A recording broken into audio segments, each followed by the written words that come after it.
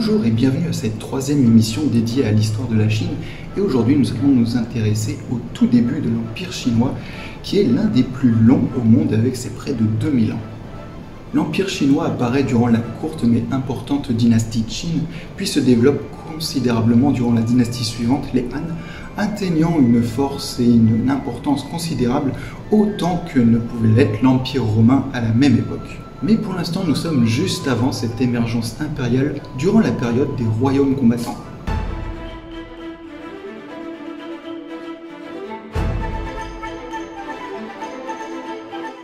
Dans cette troisième vidéo, vous retrouverez de nouveau en fond de vidéo la frise chronologique retraçant les différentes innovations à travers le temps dans la Chine ancienne durant toute la période qui concerne ces vidéos. Vous pouvez toujours la consulter en détail dans la description de la vidéo. Cette période des royaumes combattants est importante dans l'histoire de la Chine car c'est de là que va se créer le point de bascule entre divers royaumes vers l'âge impérial chinois.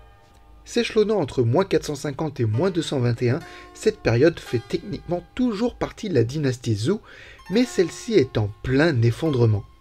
Le royaume Zhou se fragmente et les dirigeants locaux reprennent la direction de leur territoire, laissant apparaître durant le 5e siècle avant Jésus-Christ 7 grands royaumes principaux: Yan, Qi, Zhou, Ha, Wei, Chao et Qin. Leur puissance militaire est considérable, avec plus de 10 000 chars de guerre chacun. Les royaumes périphériques peuvent s'étendre vers l'extérieur et défricher des terres malgré la présence des peuples nomades. Cette position frontalière avec les peuples dits barbares fait que ces royaumes seront considérés comme semi-barbares par les royaumes centraux. Ce sera notamment le cas du royaume Qin, bordant tout l'ouest et considéré par les autres comme arriéré vers le début de la période. Quelques petits royaumes subsistent entre ces géants, comme le domaine Zhou, mais ils se feront tous absorber par leurs grands voisins. Le domaine Zhou disparaît définitivement en -256. Alors que la population totale des différents royaumes va atteindre les 20 millions à cette époque, cette situation d'affrontement va continuer à stimuler les sages et à produire des nouvelles innovations tant au niveau technique que moral. Les Chinois commencent à faire fondre le fer dès le 5e siècle avant notre ère. Les outils agricoles et les armes en fonte deviennent alors très répandus, tandis que les fondeurs du 3e siècle avant Jésus-Christ emploient des équipes de plus de 200 hommes. Le fer, issu d'une loupe obtenue au bas du fourneau, est alors fondu dans des fours assez semblables aux cubilots. Lorsque le fer chaud entre au contact avec le charbon de bois, il absorbe le carbone contenu dans le combustible jusqu'à s'en saturer. On obtient alors de la fonte, plus facile à fondre que le fer, homogène et débarrassé des impuretés présentes dans la loupe. Les Européens ne maîtriseront cette technologie du haut fourneau qu'au XIVe siècle et ne produiront à l'Antiquité que des pièces en fer forgé et non pas par moulage, contrairement aux Chinois. Au IVe siècle avant Jésus-Christ, dans l'état de Qi, un astronome du nom de Gan De serait le premier à compiler un catalogue d'étoiles marquant les débuts véritables de l'astronomie réelle en Chine. Il est le contemporain des savants grecs Aristyle et Timochatis d'Alexandrie qui font de leur côté le même travail d'élaboration d'un catalogue d'étoiles pour la bibliothèque d'Alexandrie. Néanmoins, même des siècles plus tard, la Chine gardera une avance considérable dans ses connaissances astronomiques durant tout le Moyen-Âge chinois en comparaison des connaissances occidentales. Le plus ancien traité de médecine chinoise a été composé durant toute la durée des royaumes combattants et traite de tous les aspects de la médecine avec une bonne part dédiée à l'acupuncture où l'on utilise dès lors des aiguilles de métal à la place des plus anciennes aiguilles en pierre. C'est aussi à cette époque que l'on peut noter la mise en place des prémices de la muraille de Chine, le long de la frontière du royaume Qin, mais aussi de quelques morceaux construits par d'autres royaumes combattants, particulièrement au nord, toujours pour se protéger des peuples nomades. Alors, en pensant muraille de Chine, vous imaginez sûrement ça. Mais ça, c'est la portion la plus connue, et surtout la plus récente, du XIVe au XVIIe siècle, qui plus est rénovée sur ses tronçons touristiques. À l'époque qui nous intéresse, la Grande Muraille, c'est plutôt ça. Ou ça. C'est ta boue séchée là? Tu crois pas si bien dire, les premiers tronçons étaient en terre crue armés de roseaux. La terre chinoise en l'os fin s'agglomère facilement une fois tassée et devient dure comme la pierre, permettant de tenir des millénaires. Cette méthode de construction perdurera pendant toute l'histoire chinoise jusqu'à être remplacée sous les Ming par les murs en briques. De nos jours, les traces de ces premiers tronçons de murailles de l'époque des royaumes combattants sont très difficiles à retrouver, car la plupart ont disparu ou ont été rebâtis plus tard par des dynasties suivantes sur les mêmes tracés. Mais il arrive encore d'en découvrir des nouvelles positions de sections, allongeant alors d'autant plus la longueur connue de la Grande Muraille de Chine, aujourd'hui comptabilisée à plus de 21 000 km en comptant les sections détruites. La période des royaumes combattants n'est pas qu'une période de terre en flammes et barbare, loin de là. La période voit fleurir la culture et le savoir. Des grandes écoles de pensée émergent comme le confucianisme, le maoïsme, le légisme ou le taoïsme, et d'autres encore comme l'agriculturalisme ou le naturalisme qui vont rapidement disparaître. Il y a tant d'écoles de pensée qu'on parle alors des 100 écoles, mais seule une poignée tiendra sur la durée.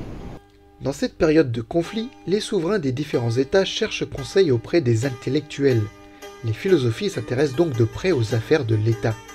Le confucianisme, C'est la philosophie des confus.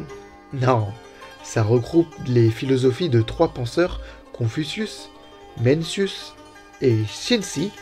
Ces hommes sont contemporains des grands maîtres de l'Inde comme le Bouddha vers -500 et de la Grèce avec Platon et Aristote, formant ce qu'on a appelé l'âge axial, une époque où les civilisations antiques ont élaboré leurs modes de pensée fondamentaux. Le confucianisme place autant un code moral sur la bonne conduite à avoir pour que chacun soit disposé à agir selon des fondements idéaux, à soutenir la vertu contre les errances humaines, mais c'est également une structure sociale où l'organisation de la société se fait selon l'ordre cosmique, l'organisation hiérarchique donnant la priorité aux parents sur les enfants, à l'homme sur la femme et aux dirigeants sur les dirigés. Lao Tzu est le fondateur du taoïsme vers le 5e ou 4e siècle avant Jésus-Christ. On pourra noter également Zhuangzi en tant qu'autre penseur taoïste. Considéré souvent comme une voie contradictoire par rapport au confucianisme, le taoïsme est un ensemble de croyances naturalistes faisant référence aux esprits de la nature et est un immense réservoir de traditions populaires.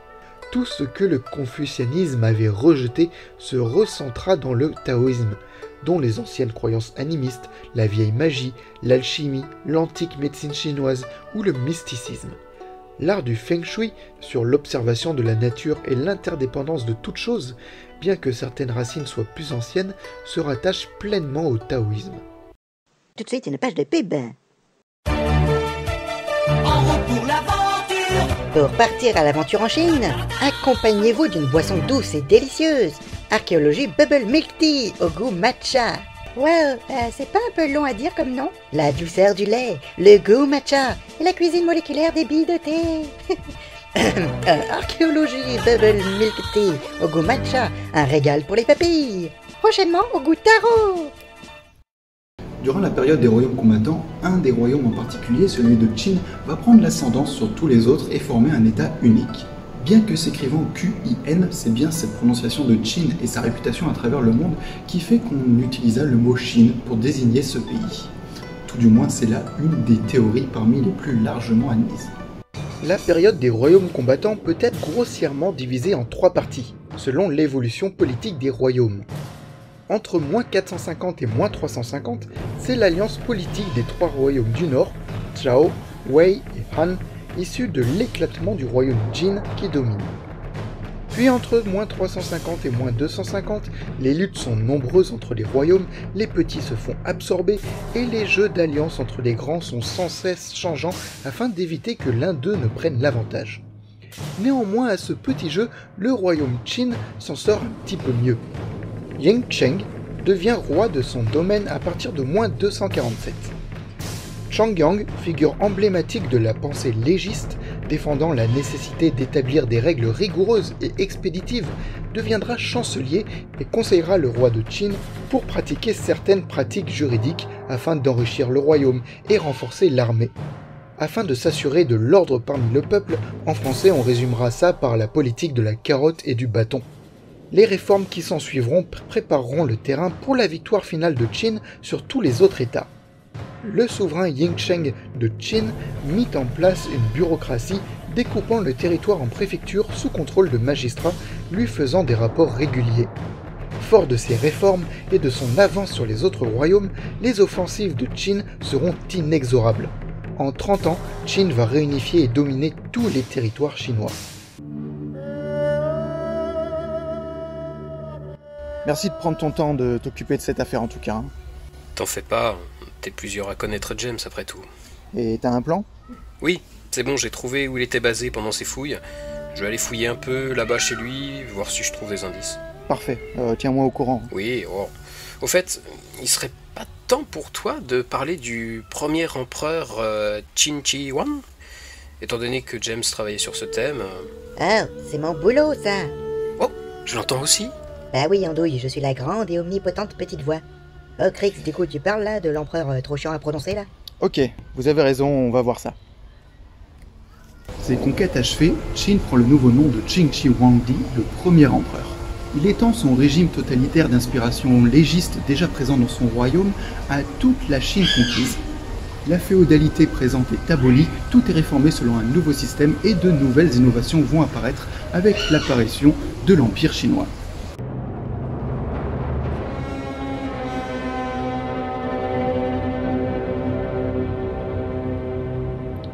En moins 221, Qin Shi Huangdi devient donc le premier empereur de Chine jusqu'à sa mort en moins 210.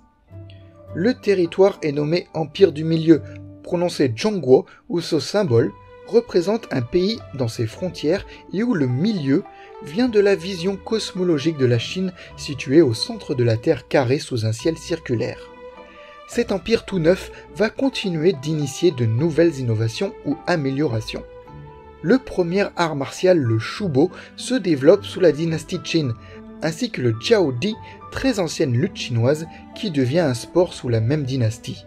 Ha, et pas de kung-fu? Houya. Eh bien, ces arts martiaux, mélangeant des coups, des préhensions et des projections, préfigurent le futur kung-fu des moines bouddhistes Shaolin, qui ne se développera que 700 ans plus tard. C'est le premier empereur qui instaure la pièce ronde appelée Banliang comme monnaie impériale et qui allait être le modèle de toutes les pièces de bronze chinoises suivantes. L'empereur standardise aussi le poids et les mesures à travers tout l'empire. Son nouvel empire fut divisé en 36 commanderies, elles-mêmes divisées en comtés, chaque commanderie étant dirigée par un gouverneur civil et un commandant militaire. Des routes impériales furent construites sur près de 6000 km, ce qui en fit l'égal du réseau routier romain. L'écriture fut unifiée et normalisée sous deux formes, une complexe pour les sceaux officiels et l'autre plus cursive, faite pour être écrire au pinceau, sur écorce de bambou, bande de soie ou plus tard sur papier, inventé vers le 1er siècle après Jésus-Christ.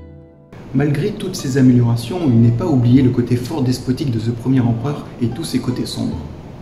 Bien qu'initiateur d'une dynastie, il l'a fait par la conquête, et non en se positionnant comme héros vertueux renversant un tyran. Ainsi, le premier empereur Qin était lui-même un despote autoritaire, guidé par la pensée légiste qui n'hésite pas à récompenser autant qu'à punir très sévèrement. Il persécute les intellectuels, et les écrits considérés comme opposés à la pensée du gouvernement sont brûlés dans de grands autodafés. Ces autodafés des classiques de la littérature ancienne ont fait beaucoup de mal aux traces historiques que nous pourrions consulter aujourd'hui. Les ouvrages connus qui concernent les temps anciens ont donc été écrits par la suite, ou bien sont des bribes d'ouvrages survivants soustraits en clandestinité au bûcher, le tout avec leur lot d'adaptations et d'approximations. Ouais, il aurait été pote avec un certain monsieur H, lui. Les seuls ouvrages autorisés à survivre à l'édit de destruction à travers tout l'Empire concernent évidemment l'histoire des Qin, mais aussi les manuels de médecine, d'agriculture et de divination. D'ailleurs, est-ce que tu parlerais pas un peu des fameuses pyramides chinoises, pas vraiment connues, si ce n'est LE mausolée du premier empereur, avec son armée de terre cuite? Tout à fait, c'est le moment d'aborder ça, et de ce qui est considéré d'ailleurs comme une des plus grandes découvertes archéologiques du XXe siècle. Il existe des pyramides aussi en Chine, d'une autre forme et architecture qu'ailleurs dans le monde, mais la forme générale est bel et bien pyramidale. Totalement inconnue du monde archéologique avant le début du XXe siècle, c'est seulement à ce moment-là que les pyramides chinoises commenceront à être repérées et étudiées comme telles, car elles sont pour la plupart tellement dégradées qu'elles passent juste pour des buttes naturelles. On en a dénombré plus de 250. En Chine, elles sont généralement de taille modeste et peu connues et sont des édifices funéraires dont la plupart sont datés au-delà du cadre de cette émission dédiée à la Chine ancienne car un peu plus tardive. La plupart, mais pas toutes. Les plus anciennes connues sont à associer à la culture néolithique de Hongshan vers moins 3500. C'est plus vieux que les pyramides d'Égypte. Mais c'est aussi beaucoup plus petit et plus simple. Par exemple, la pyramide de Niuheliang, datée de cette culture, fait 100 mètres de côté pour seulement 7 mètres de haut. Les pyramides chinoises peuvent avoir ce profil très plat, dû à l'usure qui ont rabaissé la hauteur d'origine. Pour beaucoup, elles ne sont pas construites en maçonnerie, mais sont de simples buttes en terre, voire issues même d'une colline naturelle creusée. Il s'agit donc davantage de tumulus dans leur structure, mais non de pyramides que leur forme. On en trouve beaucoup autour de Qinghan, l'ancienne capitale. Un simple repérage de photos satellites permet aujourd'hui de les voir si vous êtes curieux. Les pyramides de la dynastie Chang se trouvent principalement autour de Hanyang. Mais ce qui nous intéresse particulièrement, c'est l'ensemble funéraire du premier empereur Qinshi Huangdi. Un complexe colossal composé du tombeau tumulus pyramidal en lui-même, haut de plus de 50 mètres, et d'un ensemble de fosses d'offrandes entourant la pyramide. Les rites datant de l'âge du bronze imposaient que chaque dirigeant voie des sacrifiés humains l'accompagnant dans la cérémonie. L'empereur Qin, dans sa mégalomanie, voulait que des milliers de sujets le suivent dans la mort. Ça fait beaucoup. Un acte extrême qui n'aurait pas manqué de mettre à mal la stabilité du nouvel empire. Alors les sacrifiés furent remplacés par des individus en terre cuite. C'est ainsi que serait l'origine de la grande armée de terre cuite placée dans de gigantesques fosses devant le mausolée, disposée en rang de combat comme une véritable armée. Cette découverte fut faite par hasard par un paysan en 1974 qui, en creusant le sol, est tombé sur une tête. Découvrant ensuite d'autres morceaux, des fouilles furent lancées dévoilant par centaines de nouvelles statues. C'est sans conteste une des plus grandes découvertes archéologiques du XXe siècle. Chaque statue était cuite dans un four à 900 degrés, puis peinte. Les visages sont différents dans la grande majorité. La fosse numéro 1 est la plus connue, 230 mètres de long sur 62 de large, aujourd'hui recouverte d'un toit pour la protéger et ouverte au public depuis 1979, elle abrite plus de 6000 soldats, mais aussi des reproductions de chars en terre cuite et en bronze, ainsi que de nombreux vrais sacrifices d'animaux rares et plus de 600 chevaux. Les fouilles sont loin d'être terminées et possiblement 6000 autres guerriers de terre cuite attendent d'être encore déterrés. Très détériorés à certains endroits dû à un incendie provoqué lors de la rébellion suite à la mort de l'empereur, nombre de guerriers de terre cuite étaient en morceaux et il a fallu les reconstituer. La fosse 2 devait être aussi grande, mais restée inachevée, elle ne possédait que 1400 soldats et 5 autres fosses plus modestes au contenu divers ou inachevé également existent. Ce travail colossal de construction du complexe funéraire, entamé dès le début du règne, a demandé la participation de plus de 700 000 personnes, s'acharnant au travail forcé par le pouvoir impérial. Un grand nombre d'ouvriers périt durant les travaux, et des fosses contenant leurs corps ont également été retrouvées. À la mort de l'empereur, 14 ans plus tard, le mausolée n'était techniquement toujours pas complètement achevé, d'où les fosses incomplètes. Malgré les fouilles colossales, il reste encore énormément à fouiller et le tombeau lui-même de l'empereur est toujours inviolé. L'État chinois interdit toute fouille tant que des techniques ne seront pas développées pour s'assurer d'un travail en toute sécurité et pour préserver la momie de l'empereur. Les écrits anciens de Sima Qian, source qui informe le plus sur la période de la dynastie Qin, décrit la construction du mausolée et son contenu et fait état de pièges lanceurs de flèches et de carreaux d'arbalète, de machines faisant couler des rivières de mercure, symbole de l'intérêt de l'empereur pour chercher l'immortalité. Sima Qian parle de formidables richesses amassées dans la tombe, des femmes de l'empereur mises à mort pour l'accompagner, ainsi que de tous les ouvriers et artisans au courant des pièges et trésors enfouis, enterrés avec également. Waouh, une description qui a rien à envier aux histoires façon Indiana Jones. Reste à voir la part réaliste de ces récits. Néanmoins, les récents relevés indiquent effectivement une forte concentration inhabituelle de mercure, un produit hautement toxique, ce qui pourrait encore compliquer les fouilles. La fin du règne de Qin est marquée par des rébellions populaires qui déstabilisent l'empire. L'empereur lui-même, victime de son acharnement à sa quête d'immortalité, décède probablement d'un empoisonnement dû au mercure contenu dans des billes de cinabre, censé au contraire prolonger sa vie. L'un des chefs de guerre rebelles d'une origine paysanne modeste, Liu Bang, finira par prendre l'ascendant sur tous les autres concurrents et instaurera la nouvelle dynastie Han en devenant le nouvel empereur. La prochaine fois, nous verrons donc cette dynastie Han qui va voir grandir considérablement la Chine en importance et en influence, créant un empire qui n'aura rien à envier à son contemporain romain.